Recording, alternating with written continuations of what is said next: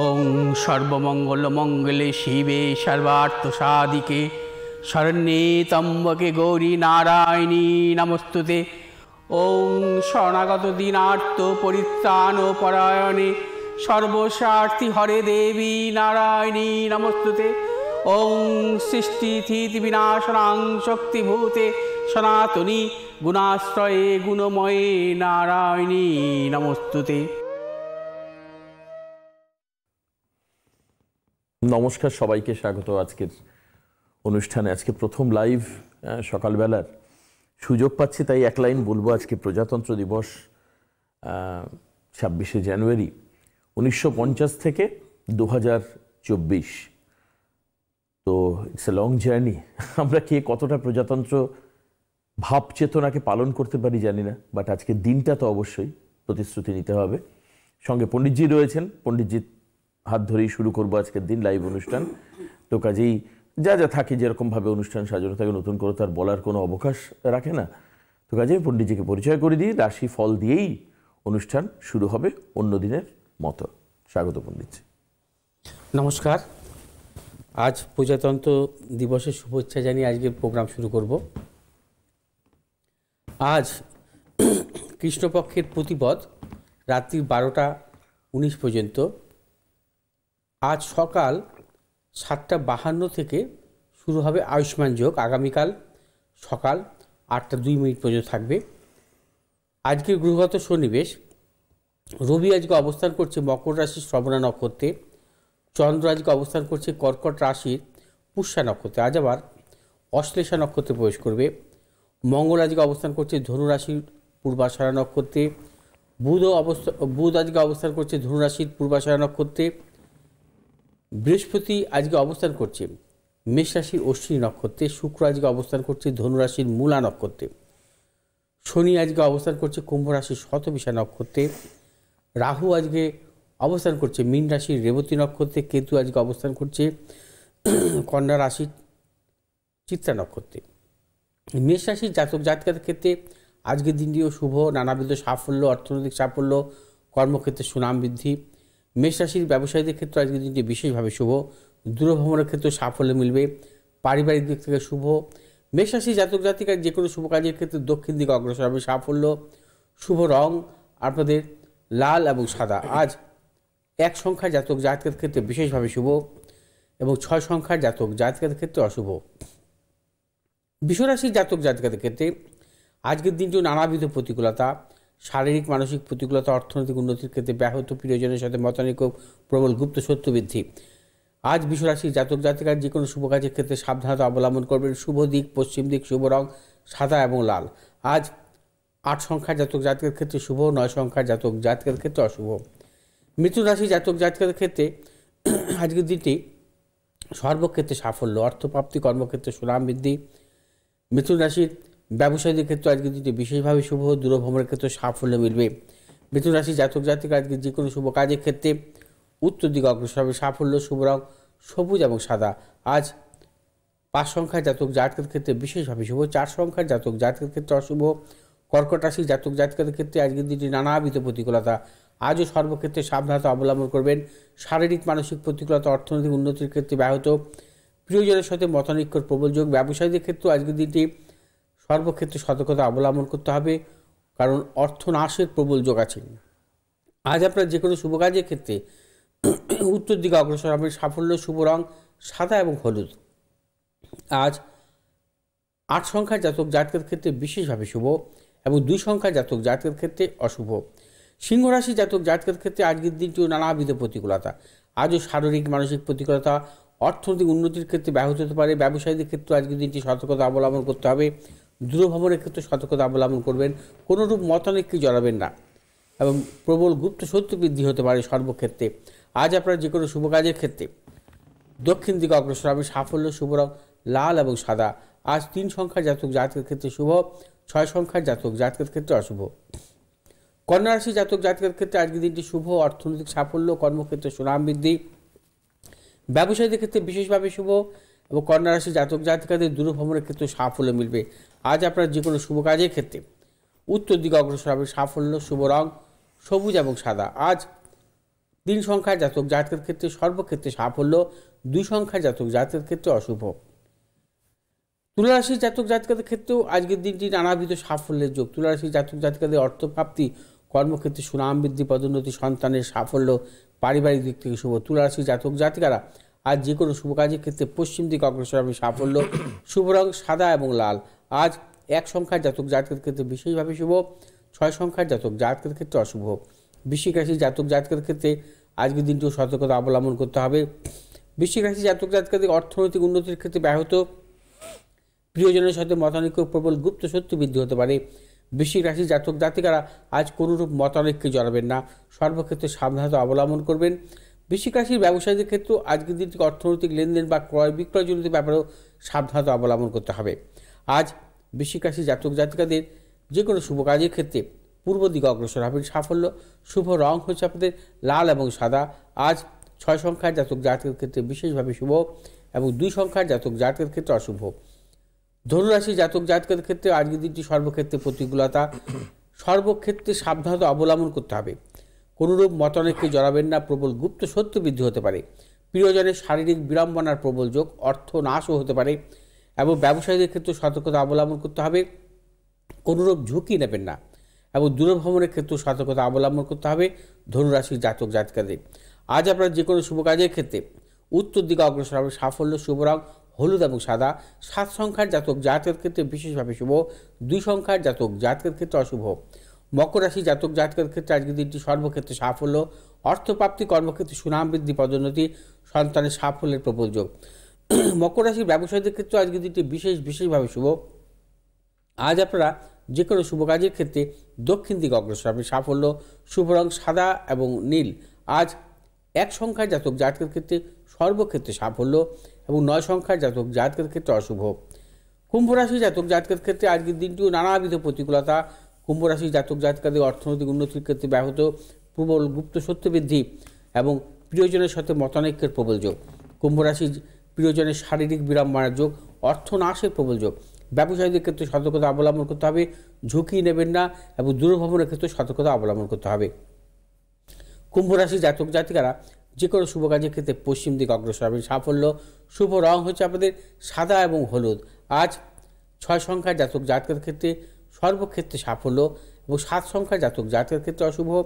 মীন রাশি জাতক জাতিকাদের ক্ষেত্রে সর্বক্ষেত্রে সাফল্যের যোগ, অর্থপ্রাপ্তি, কর্মক্ষেত্রে সুনাম বৃদ্ধি, পদোন্নতি, সন্তানের সাফল্য, পারিবারিক দিক থেকে শুভ। ব্যবসায়ীদের ক্ষেত্রে আজকের দিনটি বিশেষভাবে শুভ। আজ আপনারা যে কোনো শুভ কাজের ক্ষেত্রে পূর্ব দিকে অগ্রসর হবেন সাফল্য। শুভ রং হলুদ এবং সাদা। আজ 4 সংখ্যার জাতক জাতকের ক্ষেত্রে সর্বক্ষেত্রে সাফল্য, 2 সংখ্যার জাতক জাতকের ক্ষেত্রে অশুভ। ফোন রয়েছে পণ্ডিতজি, আমরা ফোনটা অ্যাটেন্ড করে নিই, তারপর আস্তে আস্তে আমরা পরবর্তী অংশে যাব। কে রয়েছেন ফোনে? হ্যালো, হ্যাঁ নমস্কার, বলুন কে বলছেন? হ্যালো নমস্কার, স্যার, আমি একটু কোথা থেকে বলছেন? গোবরডাঙ্গা থেকে রূপা বিশ্বাস বলছি। কোথা থেকে বলছেন? গোবরডাঙ্গা থেকে রূপা বিশ্বাস বলছি। গোবরডাঙ্গা থেকে রূপা বিশ্বাস বলছেন, বলুন। বেশ, কার সম্পর্কে? আমি আমার ছেলের ক্যারিয়ার সম্পর্কে একটু জানবো। ছেলের ক্যারিয়ার সম্পর্কে জানবেন, আচ্ছা বেশ। আমি পণ্ডিতের কাছে ছেলের পড়াশোনা লাইফে একবার গেছি 17তে, আচ্ছা আবার 21-এও একবার গেছিলাম। 17-21 এসেছেন? হ্যাঁ, আচ্ছা। এখন একটু ছেলের ওই জবটার বিষয়ে একটু জানবো। আচ্ছা, আমি একটা জাস্ট আউট অফ কিউরিওসিটি জিজ্ঞেস করছি, এই যে আগে দুবার যে কারণের জন্য এসেছিলেন সেই কারণের হ্যাঁ, আমি ওই ছেলে হাই সেকেন্ডারি দেওয়ার পর গেছিলাম যে কোন বিষয়ে কিভাবে পড়াশোনা করবে, তখন স্যার আমাকে বলেছিলেন যে টেকনিক্যাল লাইনে পড়ানোর কথা। তো এখন মানে মেকানিক্যাল ইঞ্জিনিয়ারিং পাস করেছে, তো একটা জব করছে। আচ্ছা বেশ, এখন আচ্ছা আগে জন্ম তারিখটা দিন। জন্ম তারিখ 17 সালে এসেছিলেন আমার কাছে। আমি 17তে গেছি, হ্যাঁ, আবার 21-এও গেছি। 21 কোন পড়াশোনার প্রথম হচ্ছে এসেছিলেন উনি কি সাবজেক্ট চুজ করবেন পরে মনে চাকরির জন্য? চাকরি, হ্যাঁ। যাই হোক, মানে উনি, আমি বলেছিলাম টেকনিক্যাল লাইনে, উনি টেকনিক্যাল লাইন পড়ে ছেলে চাকরি করছে। হ্যাঁ, বলুন জন্ম তারিখটা বলুন। 29/6/97। 29/8/98। 29/6 না, 29/6/98। 97। আচ্ছা, আমরা সব 7-8 ভুল শুনছি। আচ্ছা, আমরা টাইমটা বলুন। টাইম 2:35 দুপুরবেলা। 2:35। PM, আচ্ছা, দুপুরবেলা। হাবড়াতে জন্ম, তাই তো? হ্যাঁ আচ্ছা, আপনার ছেলের জন্মবার রবিবার? হ্যাঁ আচ্ছা, রবিবার দিন জন্ম, 2:45, তুলা লগ্ন, মেষ রাশি, হ্যাঁ, অশ্বিনী হ্যাঁ, স্যার, এগুলো নক্ষত্র, জানি, আপনি তো এগুলো দেবগণ। দিয়ে আচ্ছা, ঠিক আছে, হ্যাঁ। হ্যাঁ। আচ্ছা, এবার আমি একটু আসি, ওর জন্মছকে একটু আসি। হ্যাঁ বৃহস্পতি গ্রহ জন্মকালীন রেট্রোগেট অবস্থায় ছিল।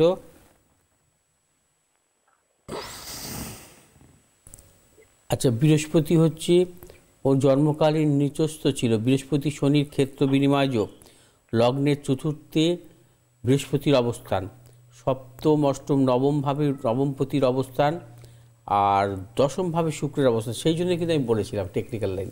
হ্যাঁ হ্যাঁ, দশমভাবে শুক্র আছে। শুক্র তো প্রযুক্তিকারক গ্রহ, হ্যাঁ, এবং শুক্র হচ্ছে দশমভাবে কর্মভাবে বসে আছে, আচ্ছা, এবং শুক্র হচ্ছে বৃহস্পতি দ্বারা আদিষ্ট।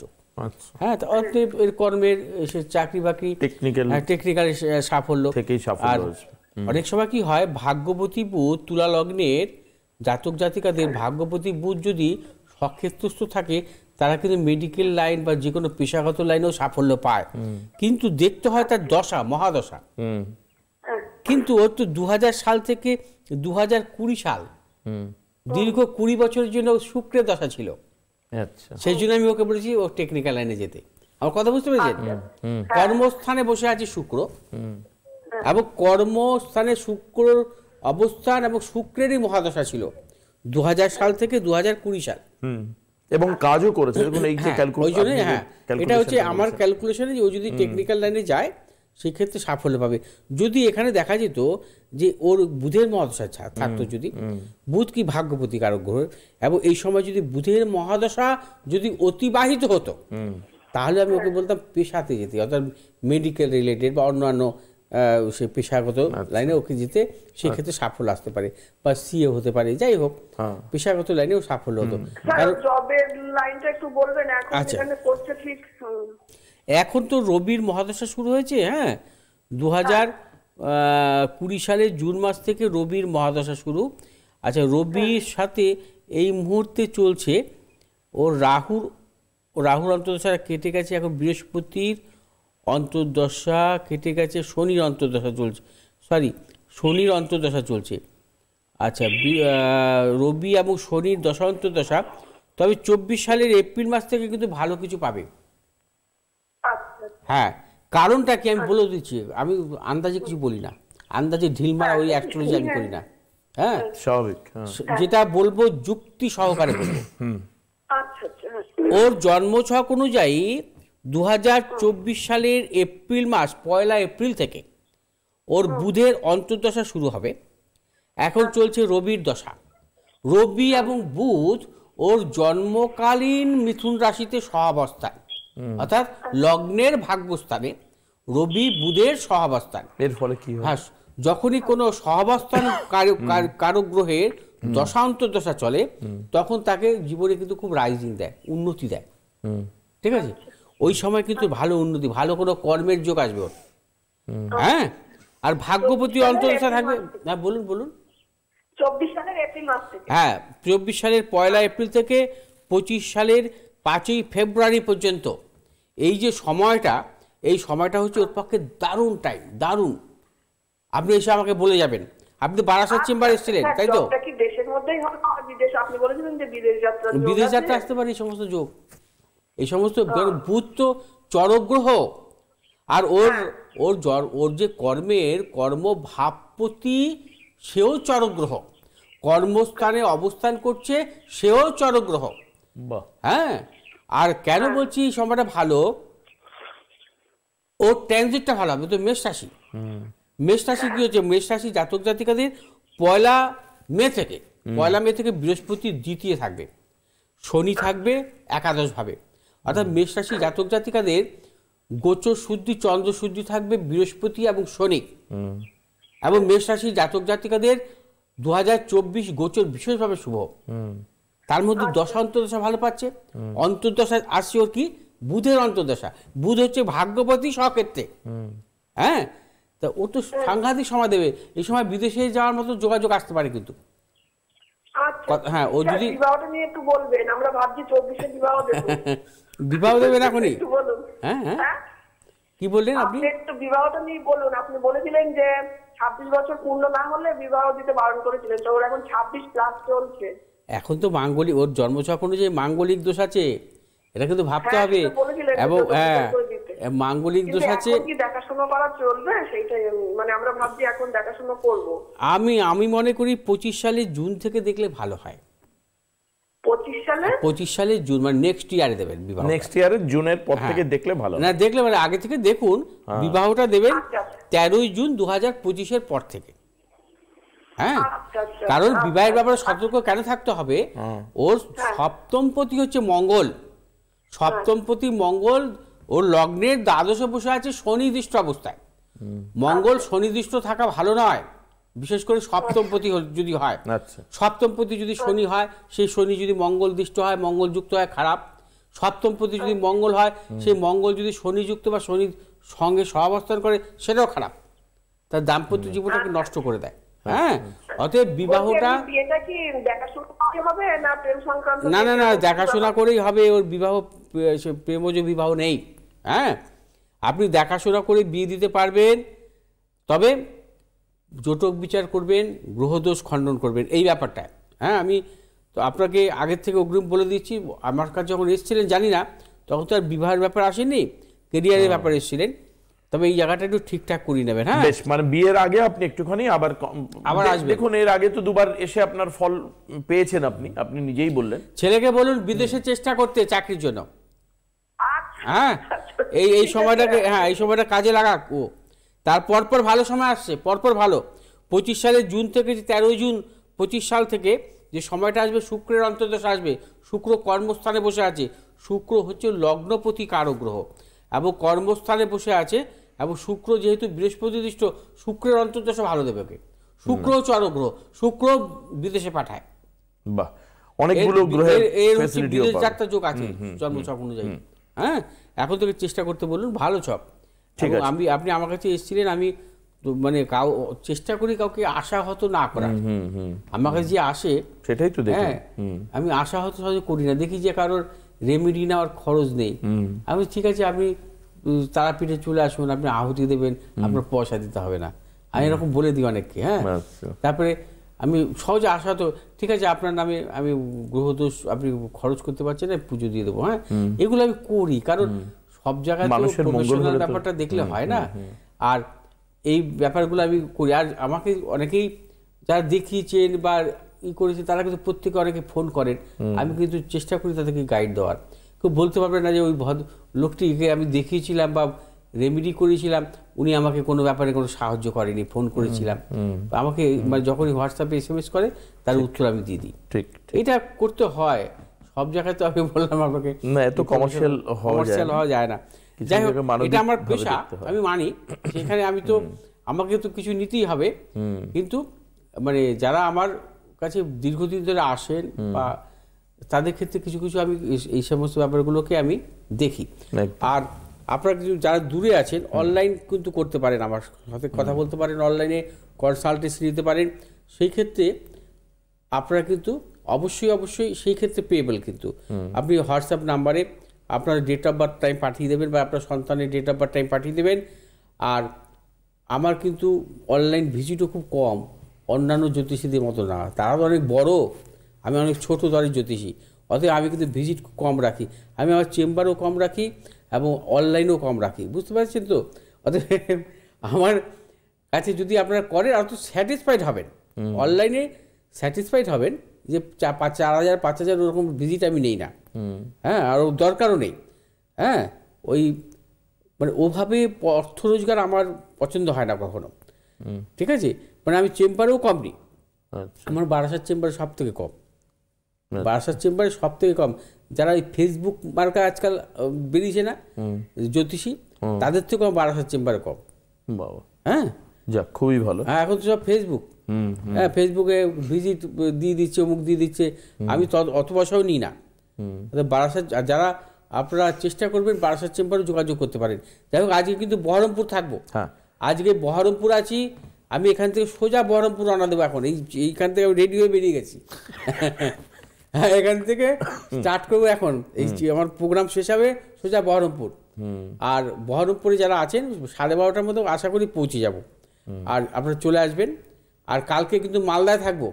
কালকে মালদায় যারা দেখাবেন সকাল 10টার থেকে কিন্তু চেম্বার শুরু হবে। আপনারা মালদার যারা তারা কিন্তু আসতে পারেন। শিলিগুড়ির যারা দেখাতে চাইছেন অবশ্য আপনারা কিন্তু নাম বুকিং করে নিতে পারেন। হ্যাঁ, একদম। আচ্ছা, 28 তারিখ। আর আপনারা জানেন যে 9 তারিখ হচ্ছে মৌনী অমাবস্যা, রটন্তে কালী পুজো, তার জন্য বুকিং করতে পারেন। বুকিং নাম্বার টেলিভিশন স্ক্রিনে রয়েছে, এর থেকে আপনার হেল্প হতে পারে। আমরা আচ্ছা আজকে আসবো যে কালী কথায়, দশভুজা কালী। অর্থাৎ দশভুজা কালী হচ্ছে জলপাইগুড়িতে, বাংলার উত্তর থেকে দক্ষিণে ছড়িয়ে রয়েছে অসংখ্য রহস্যময় কালী মন্দির।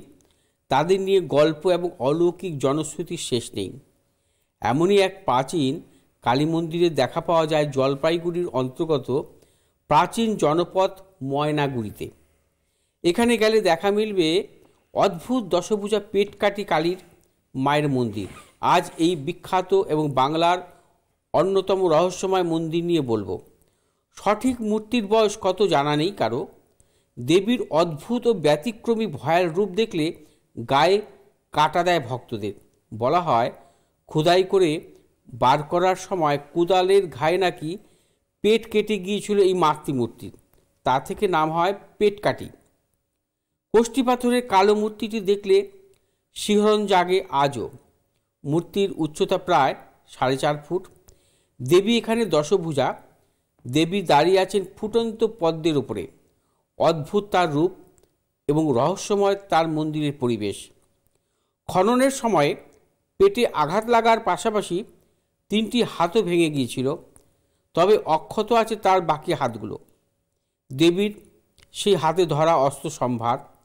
বাঁ দিকে 4 হাতে রয়েছে হাতি, ঘণ্টা, ছিন্ন, নরমুণ্ড ইত্যাদি।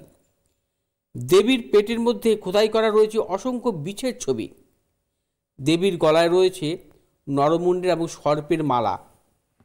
সব মিলিয়ে দেবী বেশ ভয়ঙ্করী এবং স্বাভাবিকভাবেই রহস্যময়ী।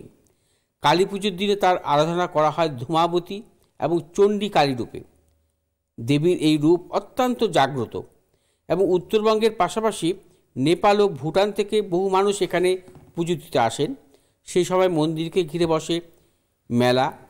কোষ্ঠী পাথরের মূর্তিটিকে পুজো করা হয় এবং তার পাশের মন্দিরে পূজিত হন শ্যামাকালী প্রতিমা। দুটি মূর্তি পুজো হয় তন্ত্রমতে নিষ্ঠা সহকারে। আজও বলিপ্রথা এখানে প্রচলিত। আচ্ছা, আসবো আগামীকালও বিশেষ কালী মন্দির নিয়ে। আচ্ছা, আর আরেকটি কথা বলবো, সামনে হচ্ছে 9 তারিখ 9 ফেব্রুয়ারি মৌনী অমাবস্যা। মৌনী অমাবস্যার কাজ কিন্তু আমার প্রচুর পড়ে গেছে।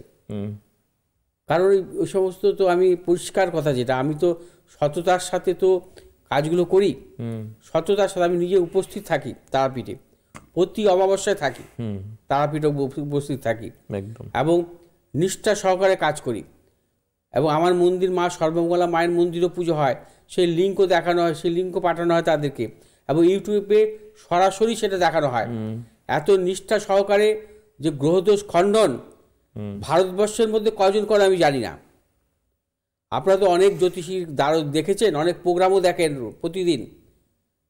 এইভাবে গ্রহদোষ খণ্ডন কিন্তু কজন করে আমি জানি না, আমার দেখা নেই, আমি নিজেও দেখিনি।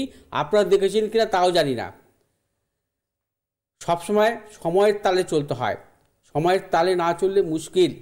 মানুষকে কিন্তু বেশি দিন ঠকানো যায় না, আস্তে আস্তে কিন্তু পিছিয়ে পড়তে হয়। এবার বুঝতেই পারছেন আমি কি বলতে চাইছি। সবাই পিছিয়ে গেছে এই কারণেই, কিন্তু আমি এখনও পর্যন্ত স্টেডি আছি। তার মূল কারণ আমি সততার সাথে গ্রহদোষ খণ্ডন করি। আপনারা উপস্থিত থাকতে পারেন এই মৌনী অমাবস্যায় তারাপীঠে। যোগাযোগ করুন এখন থেকেই। মৌনী অমাবস্যা আপনারা নিজেরা উপস্থিত থাকুন। বেশ, আজকে এই পর্যন্তই শেষ করব। আগামীকাল আবারও পণ্ডিতজির অনুষ্ঠান ভাগ্যবার্তায় দেখা হবে। নমস্কার পণ্ডিতজিকে, নমস্কার আপনাদের সবাইকে।